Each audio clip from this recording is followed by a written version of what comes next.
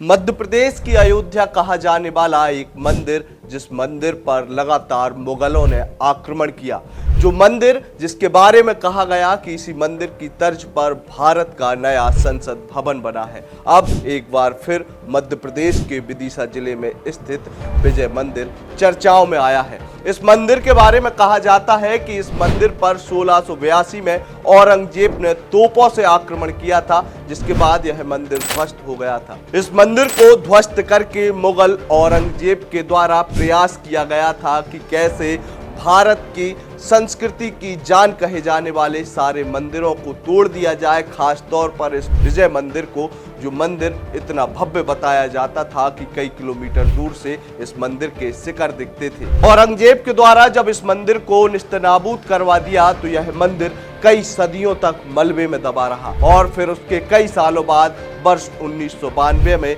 जब विदिशा शहर के अंदर एक विशाल बाढ़ आती है, उस बाढ़ में इस मंदिर के अवशेष मिलते हैं, खुदाई की जाती है, तो खुद ब खुद भारत के वैभवशाली इतिहास को दिखाते हुए यह मंदिर प्रकट होता है। अब इस मंदिर को लेकर मध्य प्रदेश सरकार ने बड़ी घोषणा करते हुए टूरिस्ट स्पॉट बनाने की भी घोषणा की है। मध्य प्रदेश सरकार ASI के साथ मिलकर एक बार फिर से इस मंदिर की सुंदरता पर काम करेगी और जल्द ही यह मंदिर मध्य प्रदेश सहित देश भर के लोगों के लिए आकर्षण का केंद्र बनेगा। अब से कुछ दिन पहले आयोग ने इस मंदिर के बारे में एक विस्तृत रिपोर्ट की थी, जिस रिपोर्ट में वो सब बताया था जिसके कारण इस मंदिर को मध्य प्रदेश की अयोध्या कहा जाने लगा। इस रिपोर्ट में हमने ये भी बताया था कि कैसे बार बार मुगलों ने इस मंदिर पर आक्रमण किया। तो आइए जानते हैं आखिर इस मंदिर का क्या रहा है इतिहास और अभी वर्तमान में किस हालत में है ये मंदिर।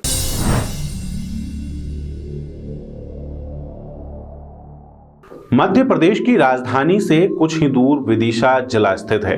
जब आप विदिशा के स्टेशन पर उतरेंगे तो वहां से करीब 15 किलोमीटर जाने के बाद कुछ तंग गलियों से गुजरते हुए एक मंदिर नुमा आकृति दिखती है। स्थानीय लोग इस मंदिर को बीजा मंडल या विजया मंदिर कहते हैं। वहीं कुछ लोग दावा करते हैं कि ये मंदिर नहीं, मस्जिद है। इस मंदिर को लेकर विवाद भी कुछ वैसा ही है जैसे बाबरी मस्जिद ढांचे को लेकर था। इस मंदिर को लेकर दावे भी कुछ वैसे ही हैं जैसे बाबरी मस्जिद के ढांचे को लेकर थे। इस मंदिर का इतिहास षड्यंत्र, आक्रमण, लूट और हिंसा के इतिहास से भरा पड़ा है। अपने समय में इस मंदिर का वैभव अपने चरम पर रहा होगा। इस मंदिर के बारे में पहला लिखित इतिहास जो मिलता है, पहला लिखित वर्णन मिलता है, वो साल 1024 का मिलता है, जब महमूद गजनवी के साथ आए उसके इतिहासकार अल बनूनी अपनी किताब में इस मंदिर के बारे में लिखते हैं। विजया मंदिर के बारे में वो कहते हैं कि इस मंदिर का जो आंगन है, इस मंदिर का जो प्रांगण है, वो कम से कम आधे मील तक फैला हुआ था। इस मंदिर का शिखर 105 फीट ऊंचा था और यहां पर रखा कलश दूर दूर से देखा जा सकता था। शहर के किसी भी हिस्से से इस मंदिर का कलश दिखाई देता था। इस मंदिर की भव्यता आज भी चीख चीख कर इतिहास बताती है, लेकिन अपने शीर्ष समय में यह मंदिर ऐसा था कि इसे देखकर हर मुगल आक्रमणकारी ने, हर मुस्लिम शासक ने इसे लूटने का षड्यंत्र रचा। हर मुस्लिम शासक ने कभी न कभी ये कोशिश की कि इस मंदिर को विनष्ट कर दें, लेकिन ये विदिशा के लोगों का शौर्य था, ये विदिशा के लोगों की भक्ति थी कि उन्होंने इस मंदिर को बार बार जीवित किया। वैसे तो ये इतिहास कहीं उपलब्ध नहीं है कि इस मंदिर का निर्माण कब हुआ, लेकिन इसकी बनावट देखकर कहते हैं कि 10वीं-11वीं सदी का एक मंदिर रहा होगा। कहते हैं इस मंदिर का निर्माण चालुक्य वंशी राजा कृष्ण के प्रधानमंत्री वाचस्पति ने विदिशा विजय के बाद रखा था।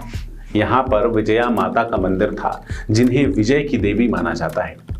लेकिन उसके बाद मुगल शासकों की नजर भारत के सांस्कृतिक वैभव की तरफ पड़ी, भारत की भक्ति के, श्रद्धा के इस केंद्र की तरफ पड़ी और साल 1233-34 में मोहम्मद इल्तुतमिश की तलवारें, उसके गुलामों के घोड़े विदिशा के इस मंदिर की तरफ मुड़े।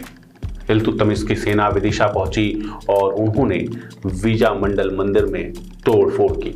उन्होंने बीजा मंडल मंदिर को लूट लिया और यहाँ का सारा खजाना, यहाँ का सारा वैभव अपने घोड़े और खच्चरों के ऊपर लाद कर यहाँ से ले गए। 1250 में इस मंदिर का पुनर्निर्माण कर लिया गया। इस मंदिर को दोबारा उसके वैभव पर खड़ा किया गया, लेकिन मुस्लिम शासकों की नजर जब किसी तरफ मुड़ जाती थी तो उसके विनाश के बिना, उसे पूरी तरह खत्म किए बिना वो अपनी तलवारें इस तरफ से मोड़ते नहीं थे। इस मंदिर के ऊपर दूसरा हमला हुआ 1290 में, जब अलाउद्दीन खिलजी के मंत्री कफूर ने इस मंदिर के ऊपर हमला किया और दोबारा मंदिर के विध्वंस का प्रयास किया। उसने मंदिर के खजाने को तो लूटा ही लूटा, मंदिर में रह रहे श्रद्धालुओं के साथ हिंसा की, उनकी जान ली ही, लेकिन साथ ही मंदिर में लगे 8 फुट के अष्ट धातु की प्रतिमा को यहां से उखाड़कर दिल्ली ले गया।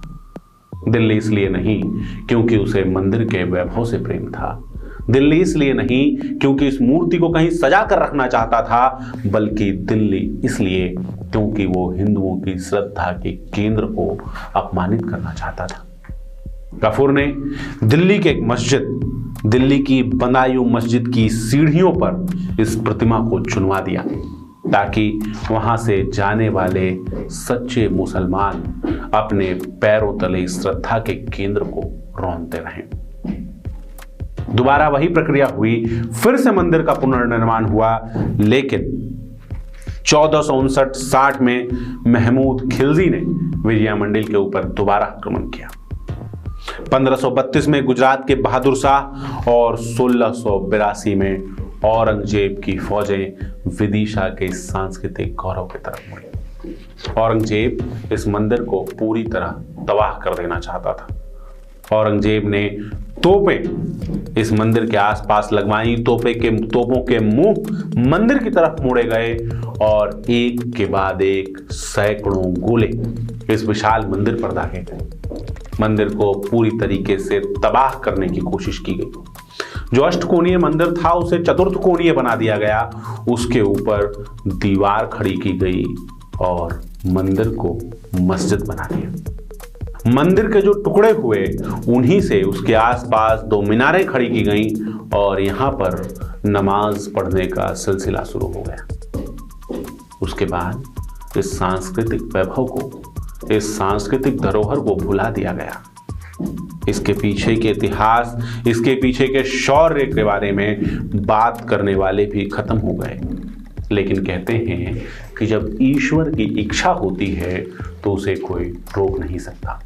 ऐसे ही एक दिन ईश्वर की इच्छा हुई और भारत का ये सांस्कृतिक गौरव, भारत का ये सम्मान, विदिशा के संस्कृति, संस्कार, श्रद्धा का ये केंद्र 1991 की एक रात दोबारा स्वयं दूसरों के सामने आ गया। हुआ दरअसल यूं कि 1991 की एक रात तूफान चल रहा था, बारिश खूब हो रही थी। ऐसे में जब बारिश इस मस्जिद के पास पहुंची तो उसने मस्जिद की पिछली दीवार गिरा दी। इस दीवार के गिरते ही मस्जिद तो खत्म हो गया, लेकिन उसके पीछे से निकला एक विशाल वैभवशाली मंदिर। एएसआई जब इस मंदिर पर पहुंची, उसके बाद अभी तक के दस्तावेज मौजूद हैं। एएसआई के लोगों ने बताया कि यहाँ पर कई सारी प्रतिमाएं मिली हैं, खूबसूरत प्रतिमाएं मिली हैं। यहाँ पर पुराना खजाना मिला है, जिसके बाद विदिशा के लोगों में विवाद हुआ। इस विवाद के बाद इस परिसर के ऊपर ताले लगा दिए गए। सत्य जानने के बाद भी विदिशा का हिंदू समाज इस मंदिर में पूजा कर पाने में असमर्थ रहा। अभी भी इस परिसर का उपयोग ईदगाह की कार्यक्रमों के लिए और बड़े बड़े जलसों के लिए किया जाता है। हिंदू समाज को आज भी यहाँ पर पूजन करने की इजाजत नहीं। हम उम्मीद करते हैं कि ये तस्वीर बदलेगी। हम उम्मीद करते हैं कि विदिशा के श्रद्धा का वो केंद्र, जिसे इस्लामिक शासकों के बारंबार अतिक्रमण के बाद भी विदिशा की जनता ने बचाए रखा, उसे भारत की मध्य प्रदेश की सरकार भी बचाए रखेगी। अगर आपको ये वीडियो अच्छा लगा, अगर आपको बीजा मंडल मंदिर का इतिहास अच्छा लगा, तो इस वीडियो को ज्यादा से ज्यादा लोगों तक शेयर कीजिए। अपने आसपास के लोगों को मध्य प्रदेश के इस गौरवशाली इतिहास के बारे में बताइए। इसके साथ ही इस तरह के वीडियोस और देखने के लिए आप हमारे चैनल को सब्सक्राइब भी कर सकते हैं। इसके साथ ही हम फेसबुक, ट्विटर और इंस्टाग्राम पर भी उपलब्ध हैं। आपका बहुत बहुत धन्यवाद। लगातार जुड़े रहने के लिए आयुक्त को सब्सक्राइब जरूर करें।